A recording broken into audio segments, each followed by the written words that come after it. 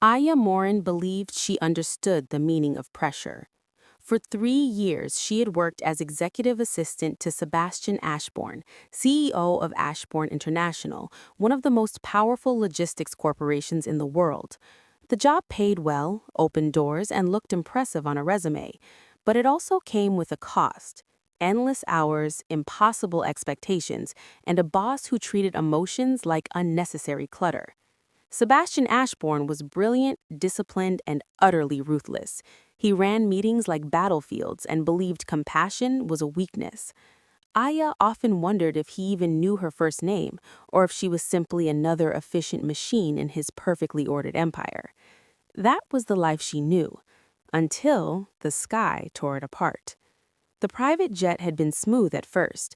Aya sat across from Sebastian, organizing schedules and emails as the plane carried them toward an important overseas acquisition meeting. Then, turbulence hit.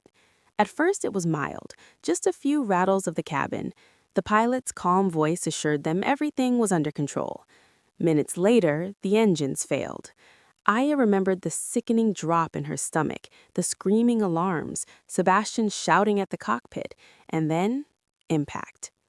When Aya opened her eyes, the world was upside down. Smoke filled her lungs, metal groaned around her like a wounded animal. Her seatbelt dug painfully into her ribs. She forced herself to breathe, to move. The cabin was torn apart. Luggage, papers, and shattered glass were everywhere. "Sebastian?" she called weakly. No answer.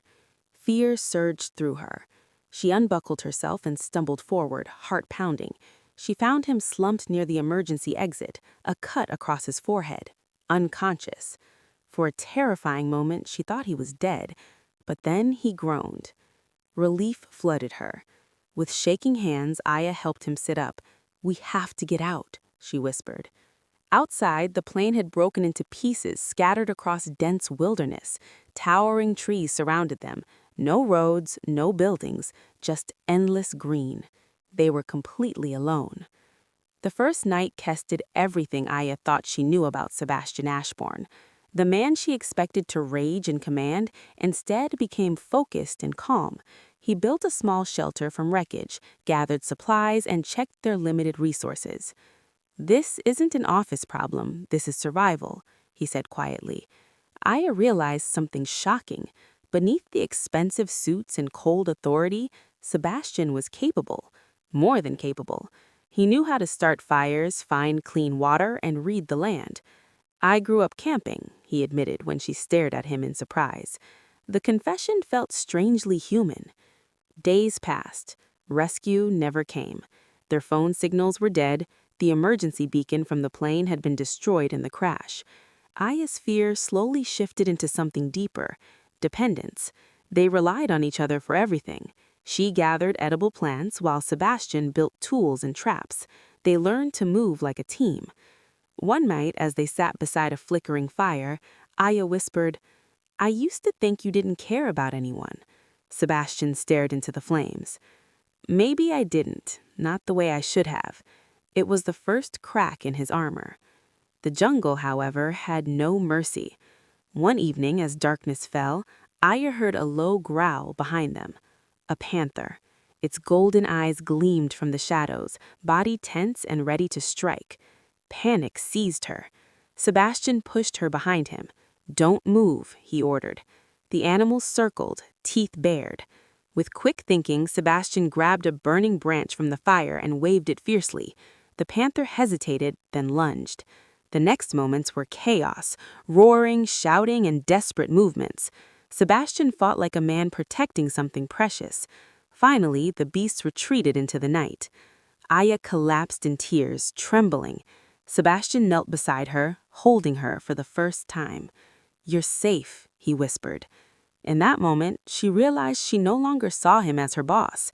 She saw him as her protector. Just when they thought things couldn't get worse, they encountered something even more terrifying: signs of human life, primitive and unfamiliar, an uncontacted tribe. They were spotted while searching for water.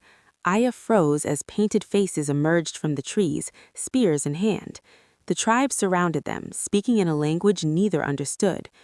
Fear returned full force. Sebastian stepped forward slowly, showing empty hands, bowing his head in respect. It was a gamble. Hours later, after tense negotiations through gestures and patience, the tribe allowed them to leave peacefully.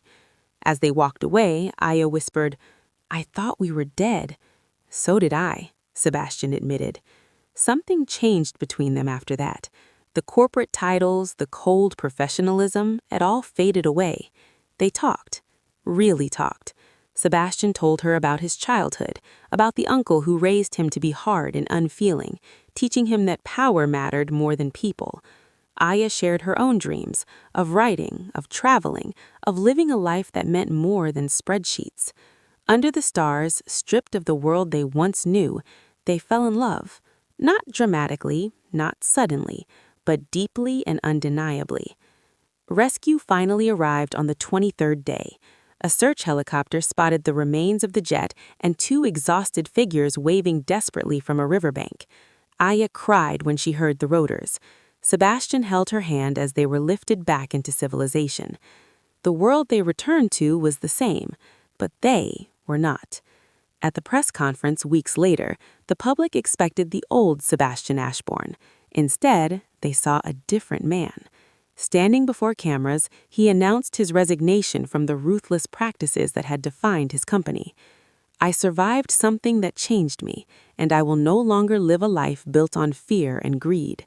He publicly cut ties with his manipulative uncle and pledged to rebuild Ashborne International on ethics and humanity. Reporters were stunned. Aya watched from the front row, tears in her eyes. Together, they began again. They turned the company toward humanitarian logistics, disaster relief, and fair employment. Aya became his partner, not his assistant. And months later, on a quiet evening far from boardrooms and contracts, Sebastian asked her to marry him. "Yes," she whispered. "Always yes." Their story became legend in business circles, the cold CEO transformed by love and survival. But to Aya and Sebastian, it was simpler than that. Two broken people had been stripped of everything and discovered who they truly were beneath it all. Trauma had brought them together, adversity had healed them, and from the wreckage of a shattered plane, they built a life stronger than either of them had ever imagined. Because sometimes it takes losing everything to find what truly matters. And sometimes love is born far beyond the safety of the world we know.